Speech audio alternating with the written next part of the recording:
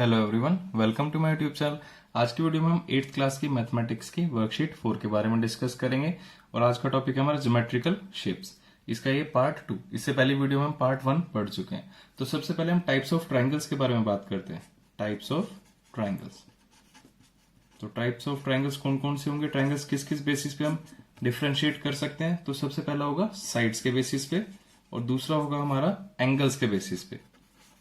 तो साइड्स के बेसिस पे क्या होगा, जब तीनों साइड्स इक्वल होंगी, ऑल साइड्स इक्वल, तो वो ट्राइंगल्स कौन सा होगा जिसमें ऑल साइड्स कैसी होंगी, इक्वल होंगी। तो उस ट्राइंगल का नाम क्या होगा हमारे पास, इक्विलेटरल ट्राइंगल। कौन सा होगा, इक्विलेटरल। तो इक्विलेटरल ट्राइंगल की डेफिनेशन क्या होगी, जिसमें तीनों साइड्स इक्वल होंगी, वो होगा इक्विलेटरल ट्राइंगल। फिर नेक्स्ट होगा हमारे पास जब दो साइड्स इक्वल होंगी, any two sides equal, any two sides equal. जब भी कोई भी दो साइड्स इक्वल होंगी किसी ट्राइंगल की और तीसरी साइड अलग होगी, तो उस ट्राइंगल का नाम क्या होगा, आइसोसेलेस ट्राइंगल। Isosceles triangle. कौन सा ट्राइंगल होगा, आइसोसेलेस ट्राइंगल। तीसरा होगा जब all sides are different, all sides different, सारी साइड्स अलग होंगी। जब सारी साइड्स अलग होंगी तो क्या हो जाएगा, वो हमारे पास क्या नाम होगा उस ट्राइंगल का, स्केलिन ट्राइंगल। Scalene triangle. वो ट्राइंगल कौन सा होगा, स्केलिन ट्राइंगल होगा, जिसकी सारी साइड्स डिफरेंट होगी। अब बात करते हैं हम एंगल्स के बेस पे। तो एंगल्स के बेस पे क्या होगा, जब measure of all angles less than 90 degree, all angles less than 90 degree. जब सारे एंगल्स 90 डिग्री से कम होंगे, जब 90 डिग्री से कम होंगे तो वो कैसा ट्राइंगल होगा, acute angle triangle. Acute angle triangle, acute angled. फिर नेक्स्ट होगा जब हमारे पास एक एंगल 90 डिग्री का होगा, one angle is equals two is 90 degree. जब एक एंगल 90 डिग्री का होगा तो वो कैसा होगा, right angle triangle. Right angled triangle. उस ट्राइंगल का नाम होगा हमारे पास राइट एंगल्ड ट्राइंगल। फिर तीसरी बात करते हैं जब हमारे पास एक एंगल ऑब्ट्यूस एंगल होगा। ऑब्ट्यूस एंगल मतलब ग्रेटर देन 90 डिग्री, तो ये आ जाएगा one angle greater than 90 degree. One angle greater than 90 degree. जब एक एंगल 90 डिग्री से बड़ा होगा तब इसका नाम क्या हो जाएगा, obtuse angled triangle. Obtuse angled triangle.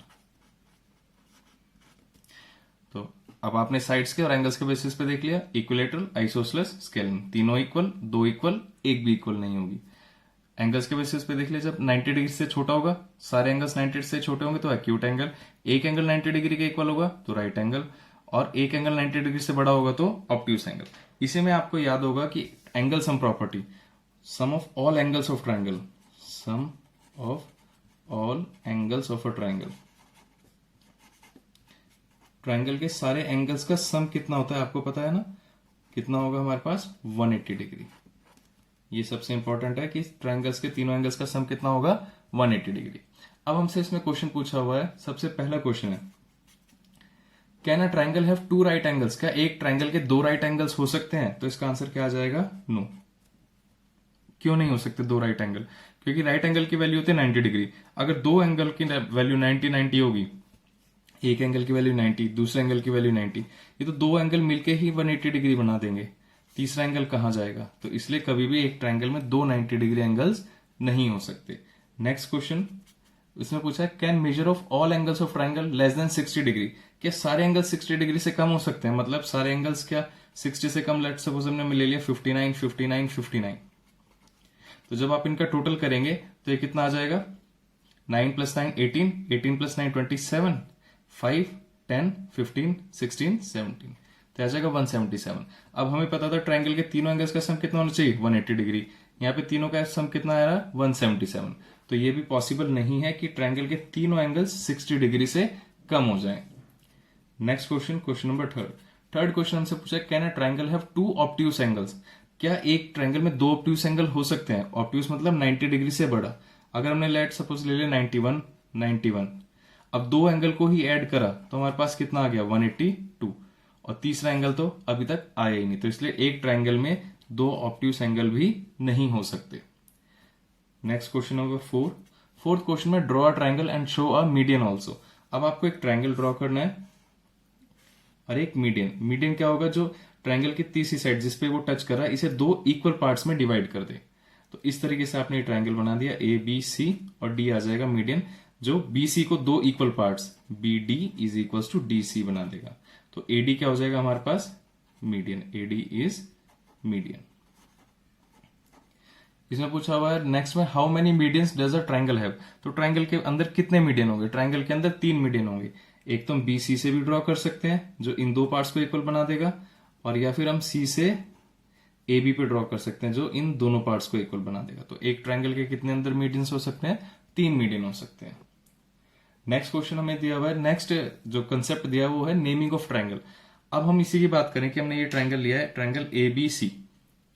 ए बी सी, इसका हम आप नाम किसका लिख सकते हैं, आप लिख सकते हैं ट्रायंगल ए बी सी, या फिर आप लिख सकते हैं ट्रायंगल, आपने ए से स्टार्ट कर लिया अब बी से स्टार्ट कर लेंगे, B A C, B A सी, या फिर आप लिख सकते हैं ट्रायंगल सी ए बी। तो इस तरीके से आप ट्रायंगल के तीनों पॉइंट्स को आपको इंक्लूड करना है और कोई भी आप इसमें नाम लिख सकते हैं।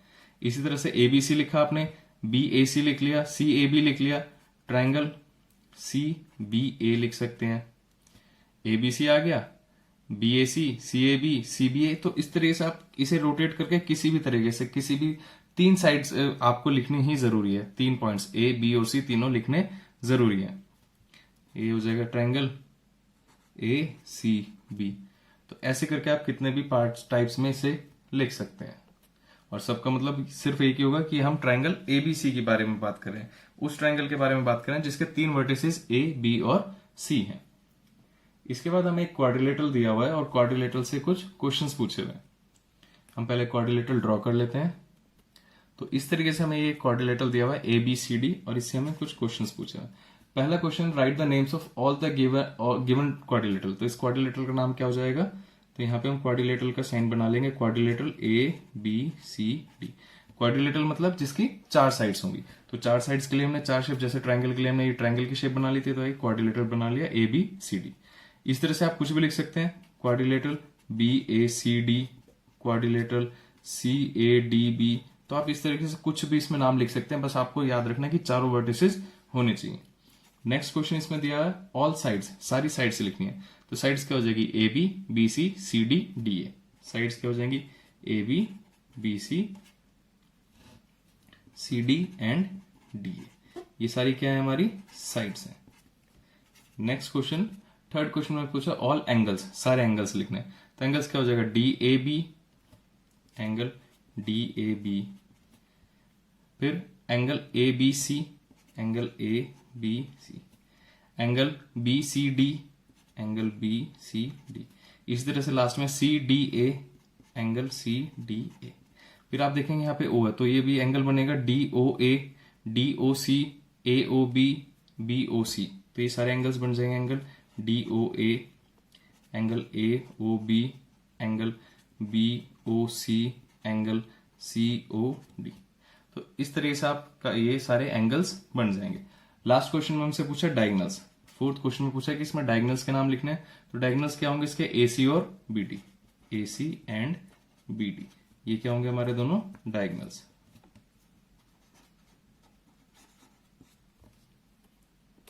तो इसके बाद देख सकते हैं हमें शेप्स दी हुई हैं, क्वाड्रिलेटरल, पैरेललोग्राम, स्क्वायर, रेक्टेंगल। इनकी फिगर दी हुई है, उनकी कुछ प्रॉपर्टीज लिखी हुई है, मतलब इसके बारे में हमें बताया हुआ है कि क्वाड्रिलेटरल की क्या प्रॉपर्टी होगी।